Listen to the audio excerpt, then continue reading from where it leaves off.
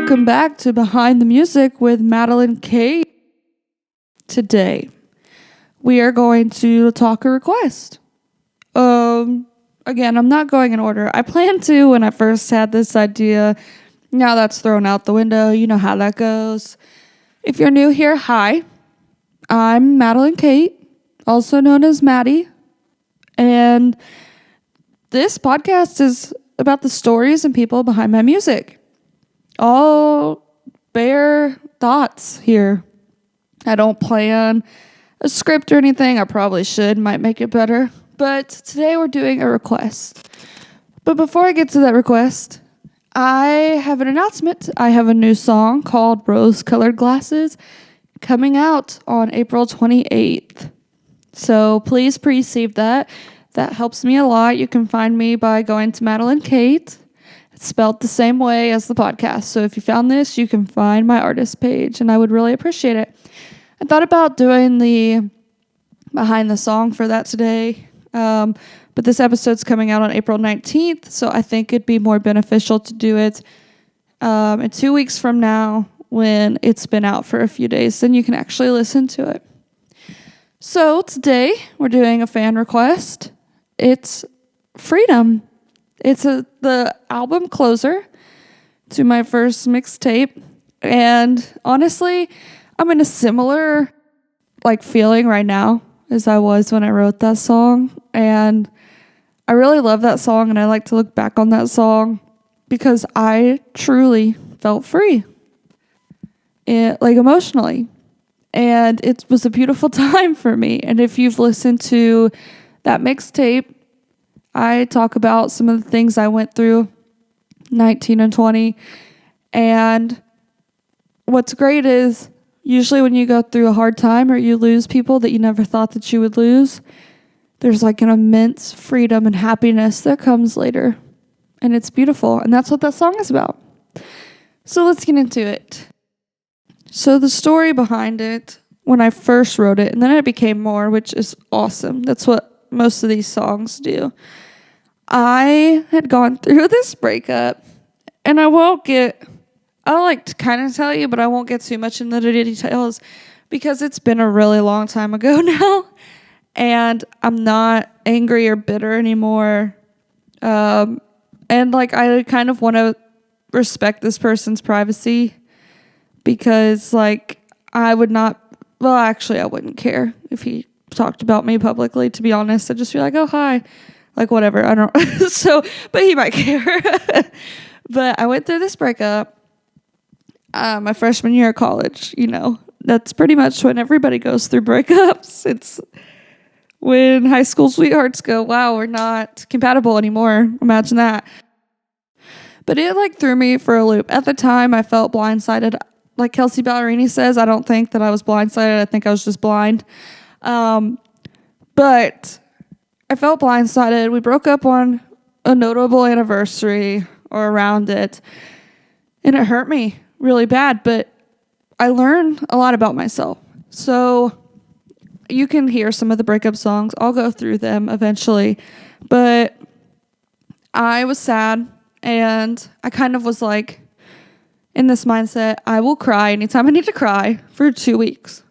And then I'm going to work to better myself and heal myself and get over it. And I think that is the best thing that I could have done because a few months later, I felt more myself than I'd ever felt in my entire life. And I realized that relationship was a big burden on me, that it really did not bring me any happiness. It just brought a lot of pain and confusion and anxiety, and having that off of me and having the world at my fingertips where I felt wow, I can finally just go live my life in Nashville and not worry about fighting about me moving down here, not worrying about if I'm getting cheated on, not worry about anything. And I kind of had the realization just all at once. So, and that's the day I wrote the song. I literally woke up and I got out of bed, and that summer was the last time I really lived at my parents' house. And I went to my childhood bathroom and I looked in the mirror at myself. And even though I had just woken up, I just looked like I had more life in me than I had in a long time.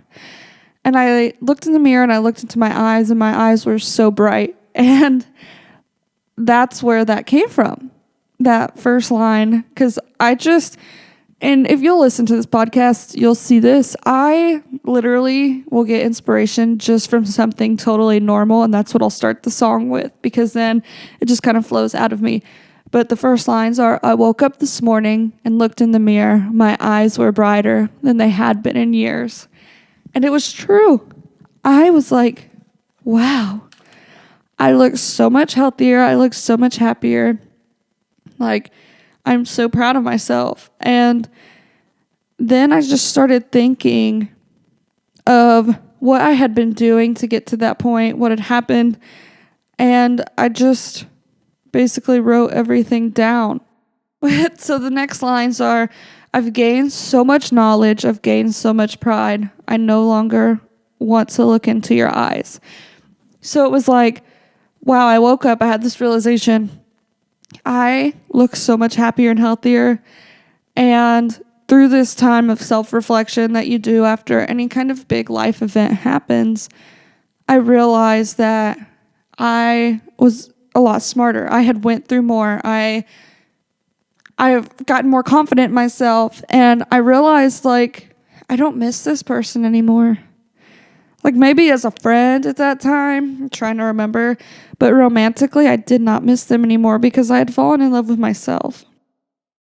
And I think that is super, super important, especially at age 19, because that age is really complicated and hard. And I think if you take the time to get to know yourself and try to follow what you want to do, it's really beneficial. It's like not really the time for boys or girls, whatever you prefer. And so then I started with the first chorus, and I say, it feels like freedom to me, because it did. Like, I felt like, wow, I'm free. I am free. And that's kind of sad, to be honest. But that relationship really pushed me down at that time in my life. And looking back at it, like with wiser eyes, eyes that has fallen in love, like really true, pure love and happy and married, and looking back on that, like, I think it pushed him down too. I think that it was just like a toxic situation for us both, and we were kids and we didn't really know how to navigate that, and that's just how it goes, you know? And it made me more into who I was, like who I am. And then by the time I met my lovely husband, I had grown a lot in the ways that I needed to meet him. And it's great. But then the next line is, I'm following all of my wildest dreams. This line, I was following my dreams. This breakup really sent me into my songwriting era where I just started writing, and I've always wanted to be like a legit songwriter. It was the first time in my life that I felt like I was, like that I could write a full song with instruments and all that. So it was great. And also that's when 1989 by Taylor Swift was out. That was her newest album then. And she had a song called Wildest Dreams, and that was my favorite song at the time that I was dating him.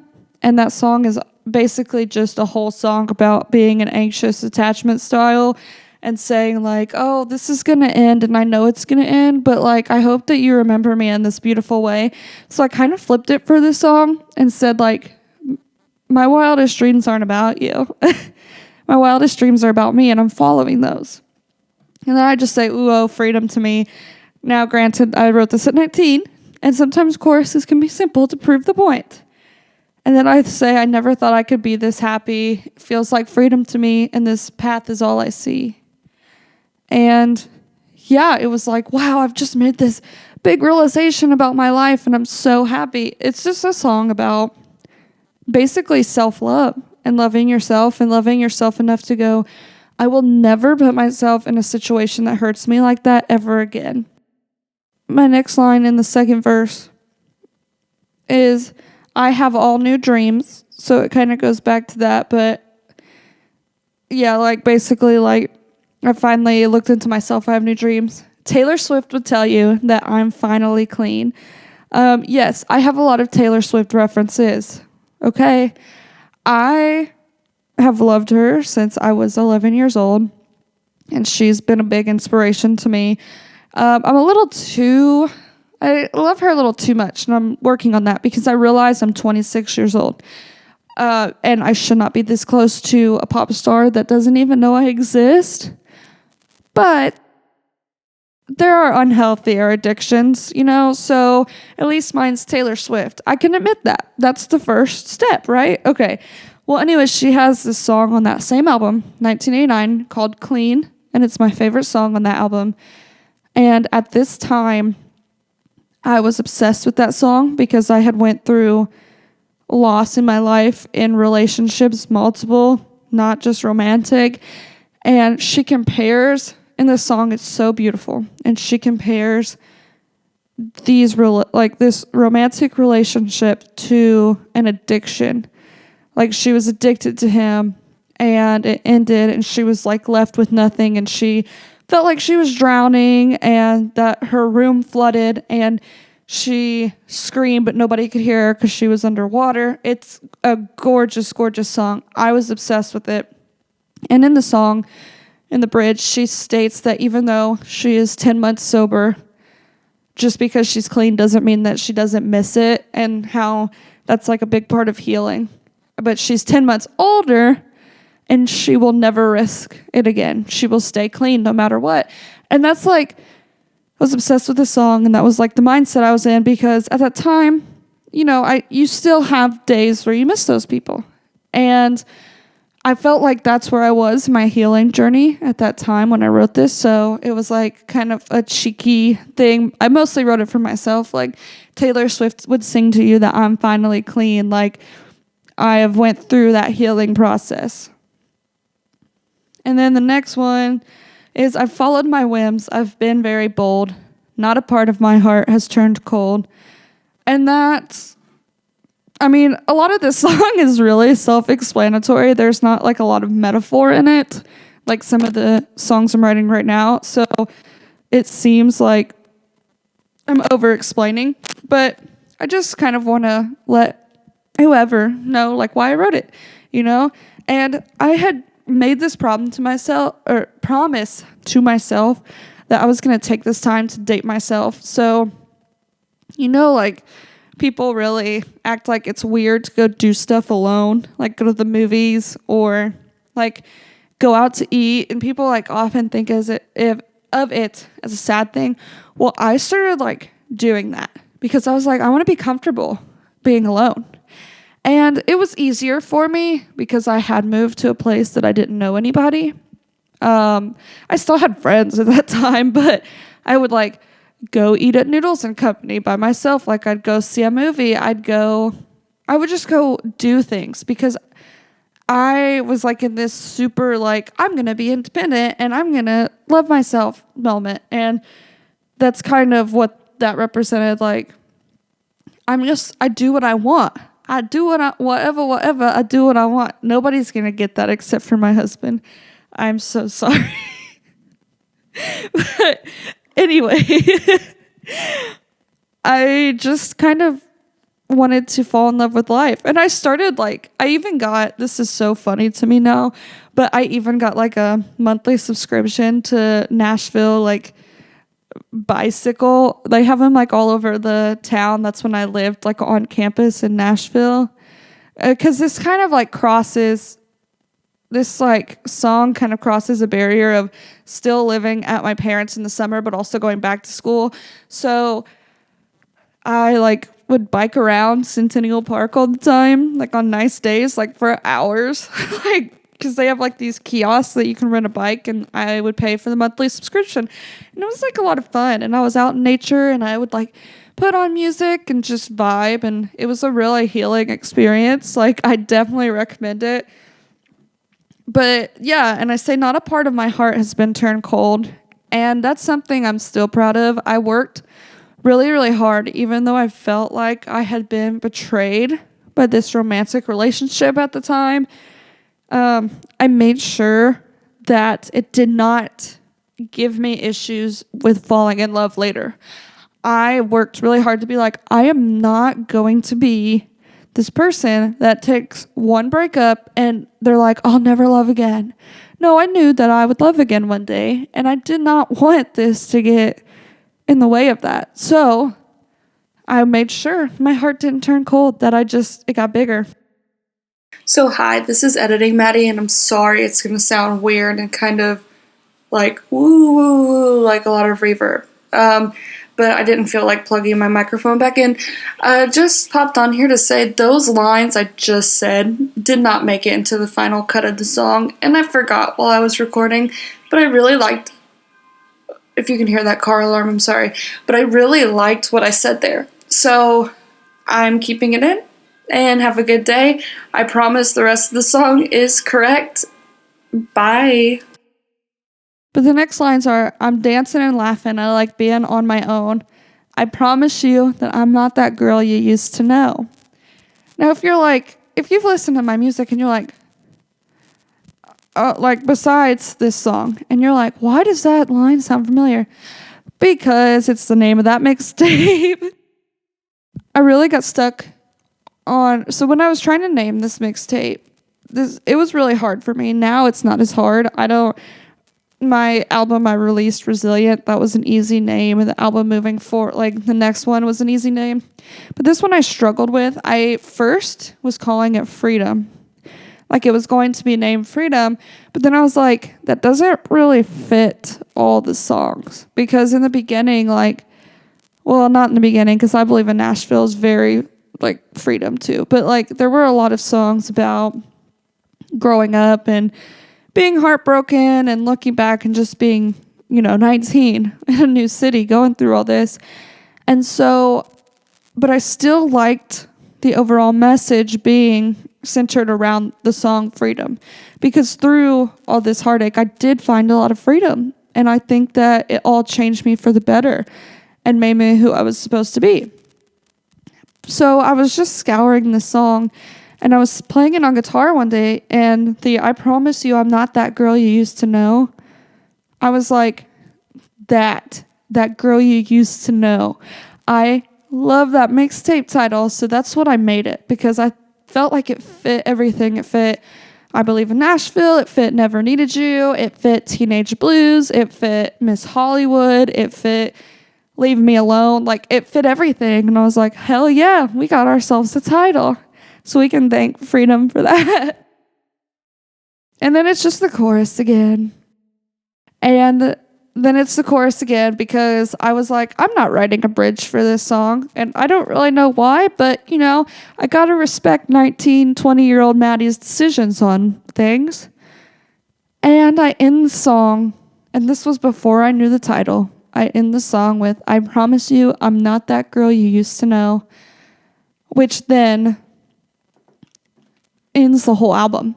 And I love that, to be honest. I think that was a really solid way to end the album. It was like this, I went through all this change, but I'm happy now. I went through these hard times, but it ended in the best way that it could have. And I've forever changed. I'm not, and especially when you're writing that at 19 and 20 and you're from a small town, it's like, I am not who I was in high school. I'm not who I was when I lived there. And I think a lot of these struggles that I went through with people during that time period, it was because I was changing so much, and they just could not accept that I was changing, which that's looking back. Okay. So at the time it really hurt me. It really did, because I thought, but change is a good thing.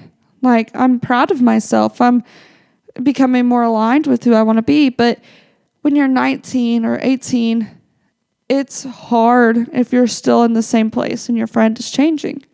And I have a little bit more empathy now, but I still wouldn't have done what they did. But anyway, I think the end of that, I promise you I'm not that girl you used to know, is a really cool way to end that mixtape.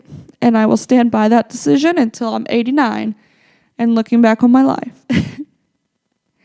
And it's cool because the first song begins with "I'm riding on a bus toward the land of dreams." And I feel like that's cool because it's like the beginning of that adventure and the end, and you close the book. And it's like a nice little bow, and life doesn't typically get that. But it did in that time period that I wrote those songs. And I've went through a lot since then. But that's for another day. You'll hear those songs too recounted, and I'm really having a lot of fun doing this. So thank you to the people that do suggestions. Thank you for the people that listen and share. It means a lot to me because these songs really are very personal to me. I mean, I wrote them. I can't wait to talk to you guys in 2 weeks again with rose-colored glasses. I'm so excited. New era is coming. And it's bright and fun and springy, but then they're on the album. I mean, not every song is that way, but I will tell you this. These are maybe not rose-colored glasses. I mean, I love that song, and I think you will too. But this collection of songs I've written is by far my best work. So I'm excited as the months go by to share more and more with you and then drop it all at some point. So have a lovely day. Thank you for listening. Follow me on social media. Most of my social media is Musical Mad Kate. It's just easier. People don't know how to spell Madeline. Bye.